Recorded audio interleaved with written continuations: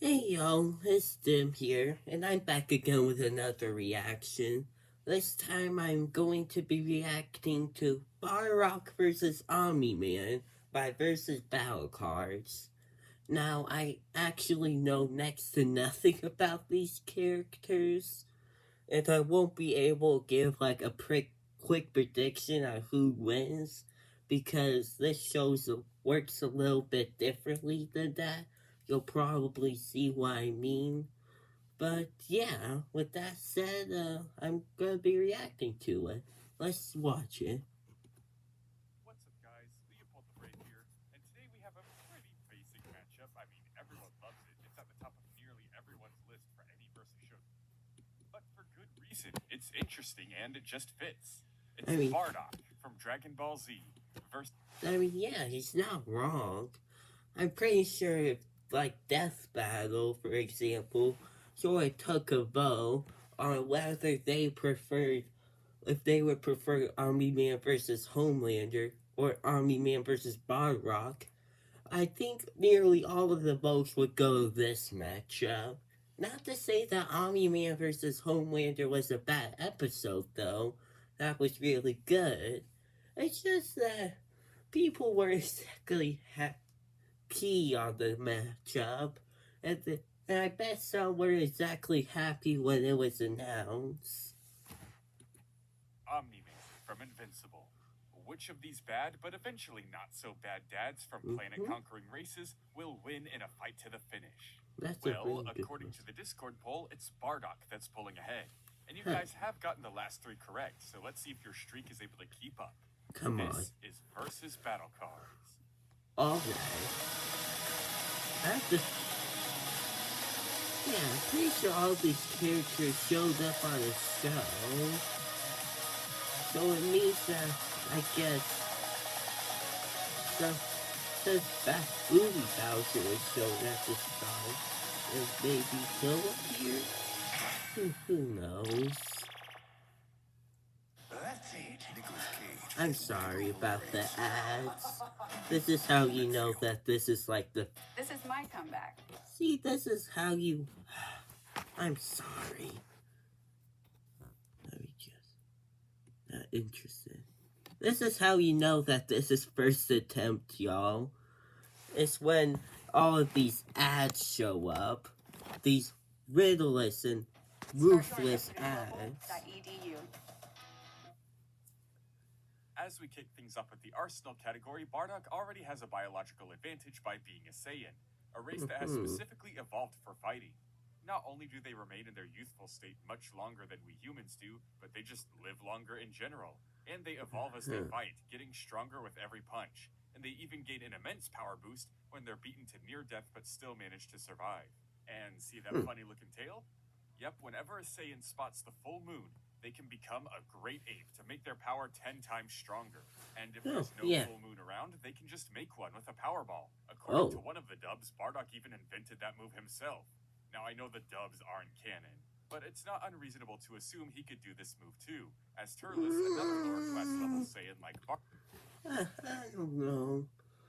I mean, unless it was sort of like stated as the actual canon, then I don't know if it's like safe to assume if what you're looking at is non-canon to the show.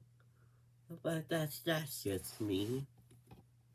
could do it in one of the movies. Debating whether Bardock should have this or not is pretty pointless anyways, considering he has a much better multiplier at 50 times when he What? becomes a Super Saiyan. And in all of these forms, he can manipulate his own energy and fire projectiles with the power of Ki. Yep. But there's one Super thing Bardock Saiyan has that's Septic. completely his own. In one of his many conquests in Frieza's name, Bardock gained precognition, giving him visions of the future. But now we move on to Omni Man, who is a Viltrumite, another race of planet-conquering warriors. And just like Saiyans, they have multiple biological advantages. They live for thousands of years. They can also hold their breath in space for multiple weeks, and they're able to manipulate smart atoms, basically the key of the Invincible verse. It's why they're able to fly so fast with civilians without hurting them, and why their clothes don't burn off or tear up when entering or exiting the atmosphere. It also makes them immune to various poisons and diseases, gives them rapid healing, and allows them to withstand intense temperatures, both cold and hot. They can fight in the sun for a pretty long period of time before any serious damage is done. And Viltrumite DNA is This so is pure that very they're compatible with pretty much interesting. any species. So far, I've learned a lot about these characters that I never had before. Like Saiyans can apparently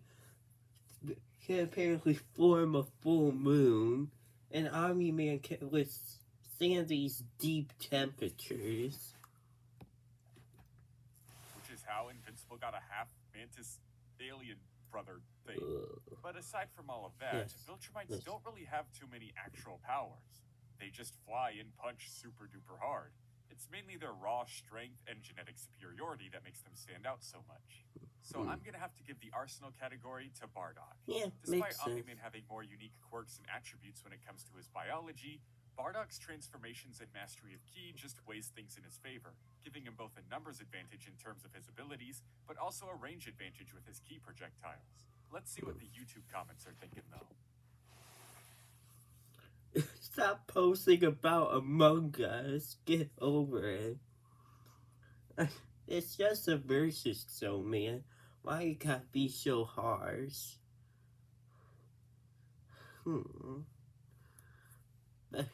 Yeah, the comments. Spiceman.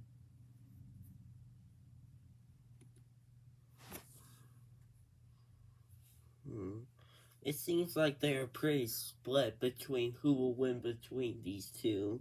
So I'm just really curious. So I'll let that video actually play.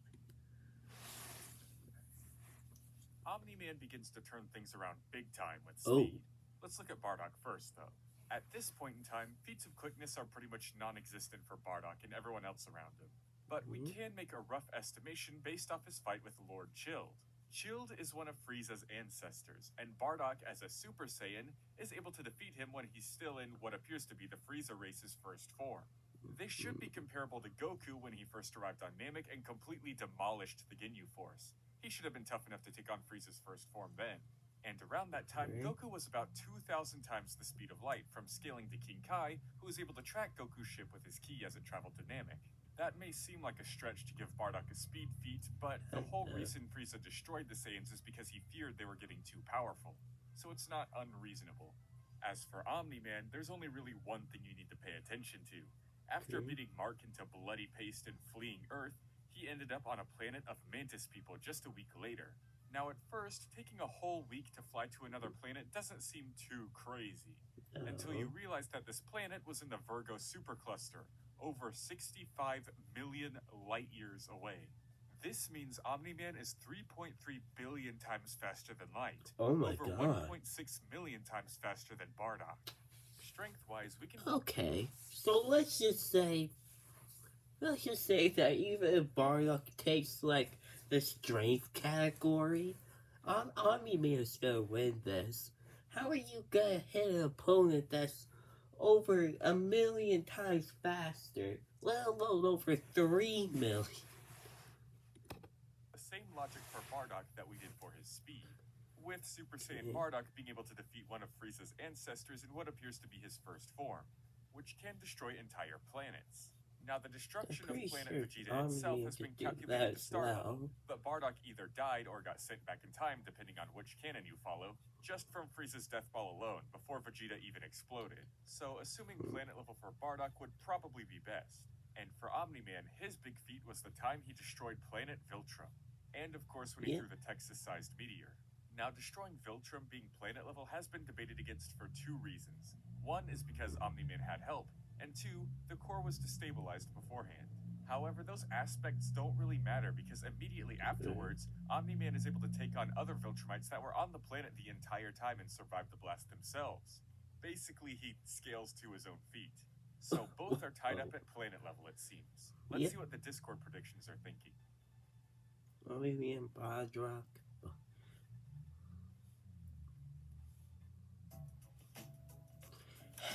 I don't get why they're asked. It's only an 8-minute video. For the bonus category, it's gotta go to Omni Man.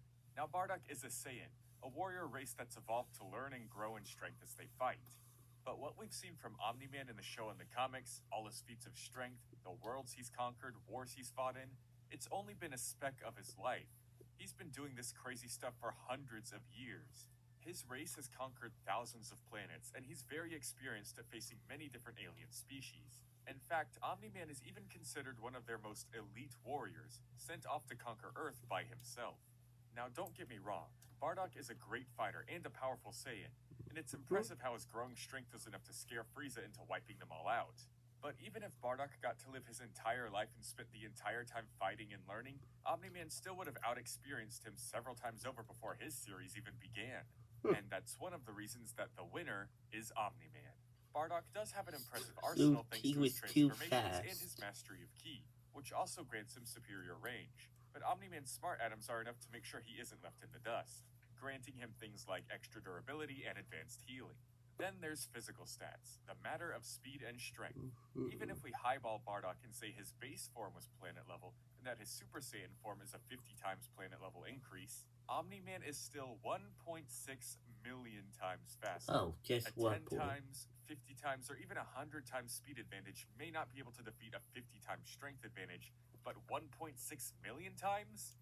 Not even Bardrock's future vision would see that coming. No. And combine all of that with Omni Man's superior experience, skill, and combat training, and it's no wonder he appears to be invincible compared to Bardrock.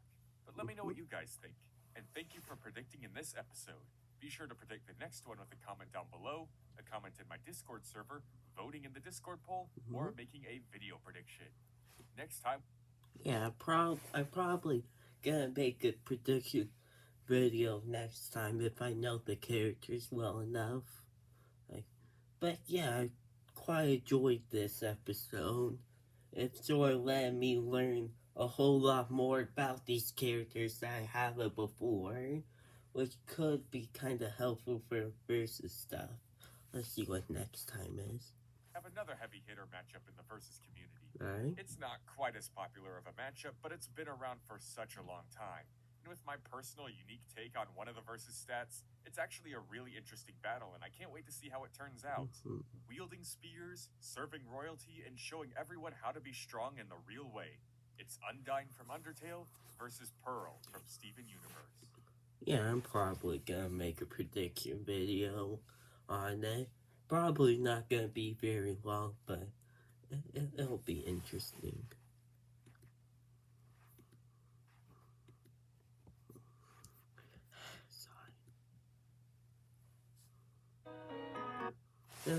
Yeah. That was pretty good. I guess just please leave a like, subscribe. I'm sorry that this one wasn't as good as the other one reactions. I've paused a lot. And I just wanted to discuss it because I thought all of this was very interesting. But yeah, see ya.